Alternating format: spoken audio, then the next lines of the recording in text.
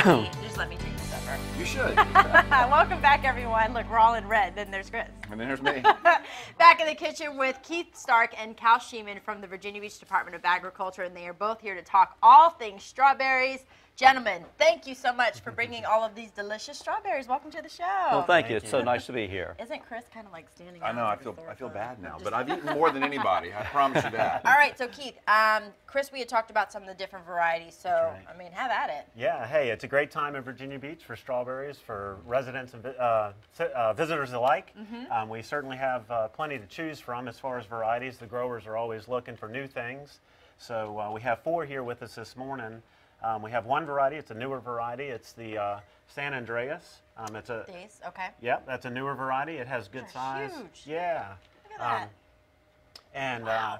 you know, it's got good flavor for sure. It is a newer berry. There's not a lot of acreage out there right now, but it's something they're trying to see if it does well here. Albion is another one that they're trying. This one is referred to as an everbearing, so they'll pick off of that now, and they'll give it a rest through the summer, and then hopefully they'll be able to pick off of it again in the fall. So that's a good option for the grower to kind of get 2 crops out of that plant. Then next to that we have the Camarosa. That's a great berry. This one, you got to let it ripen up though. You're looking for a deep red berry. It's got great flavor and it's very firm. So that's a nice berry down there in the Pungo area. And then finally, we have our old staple, Chandler. Chandler is a variety that's been around for many years. It is certainly what the majority of the acreage are down in Pungo, and certainly it's grown across the country. Great flavor, very sweet. So 4 good options this year for sure for folks to go down and check out. That is exciting. All right, Cal, just give us a little history of Pungo in this area in Hampton Roads with the strawberry, because it seems like it's been around for a long time. Strawberries have a long history in Virginia. The wild strawberries were found by the earliest Jamestown colonists when they landed on the shores of Virginia Beach before they went up the James River. The strawberries were a huge crop in Virginia Beach in the past, over 2,000 acres back in the 1920s and 30s.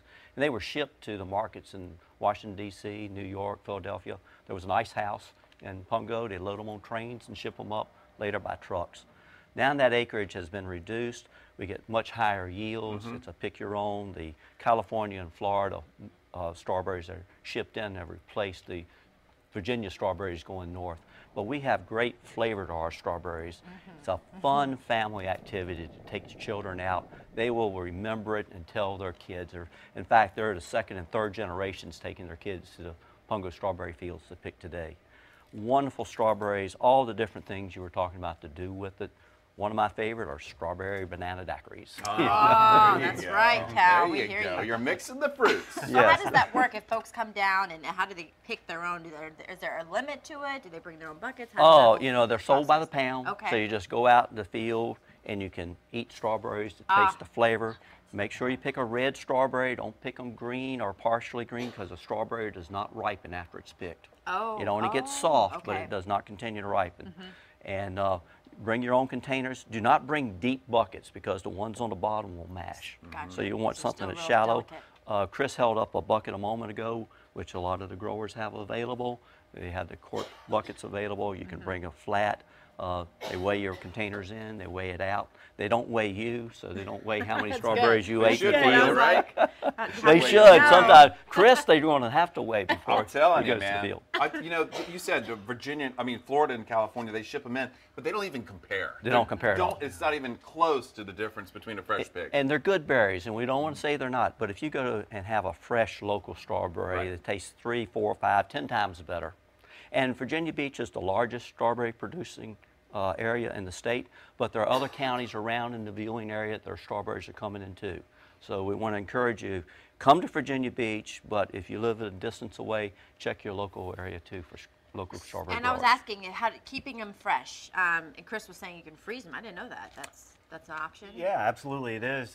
You don't have to wash them if you're going to freeze them. You can cap them. You can cut the caps off, or you can leave them on, but you can lay them out without washing them, put them in your freezer, and then after they're frozen, you can put them out in your Ziploc bags and have some for the off season. Lay them on a cookie sheet. Okay. Stick them in there for a couple hours, let them freeze.